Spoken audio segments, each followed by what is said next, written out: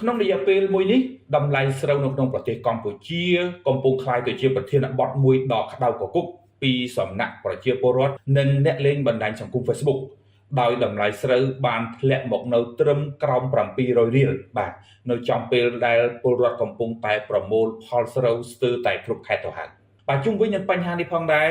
មានការលើកឡើងក៏ដូចជាមតិចោទសួរផ្សេងៗពីគ្នាតាក់ទងទៅនឹងទួលនីតិរបស់ក្រសួងកសិកម្មរុក្ខាប្រមាញ់និងនេសាទតាក់ទងទៅនឹងរដ្ឋមន្ត្រីដែលទទួលបន្ទុកក៏ដូចជាមន្ត្រីដែលពាក់ព័ន្ធទៅលើបញ្ហានេះចម្ងល់របស់បងប្អូនសួរថាមូលហេតុអ្វីបានជាតម្លៃស្រូវនៅក្នុងប្រទេសកម្ពុជា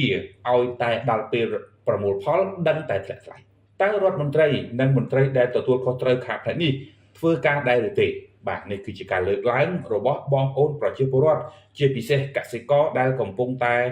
រវិញមុខបាទខ្វល់ខ្វាយខ្លាំងមែនទែនដោយសារតែតម្លៃស្រូវបានធ្លាក់ចុះយ៉ាងគំហុកបាទ1គីឡូដែលមានតម្លៃមិនដល់ទៅ600រៀលផងបាទដោយគាត់បានលើកឡើងពីផលលំបាករបស់គាត់ថា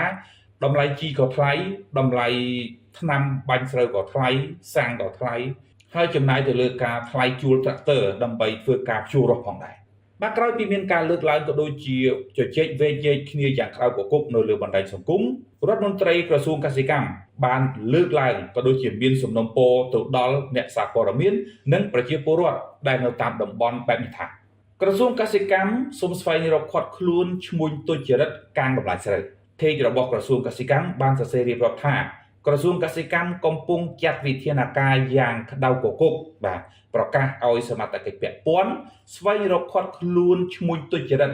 កាងឬក៏រារាំងតម្លៃស្រូវក្នុងតម្លៃសមរម្យពីឈ្មួញសុចរិតដែលការកាងឬរារាំងបែបនេះនៅតាមបណ្ដាខេត្តតាមតំបន់នានា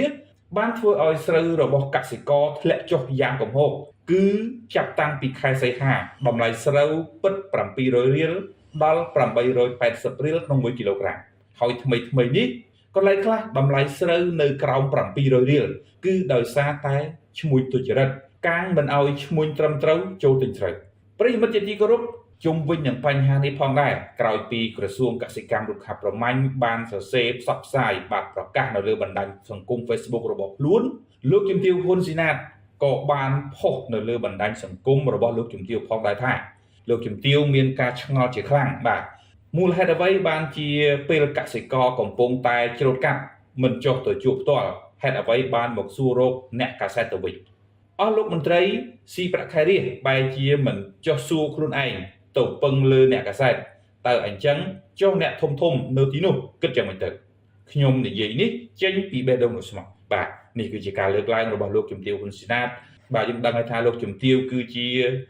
អ្នកលេង Facebook មួយរូបបាទនៅលើបណ្ដាញសង្គមដែលតែងតែស្វែងរកយុត្តិធម៌និងឈឺឆ្អាលចំពោះទុក្ខលំបាករបស់បងប្អូនប្រជាពលរដ្ឋឬក៏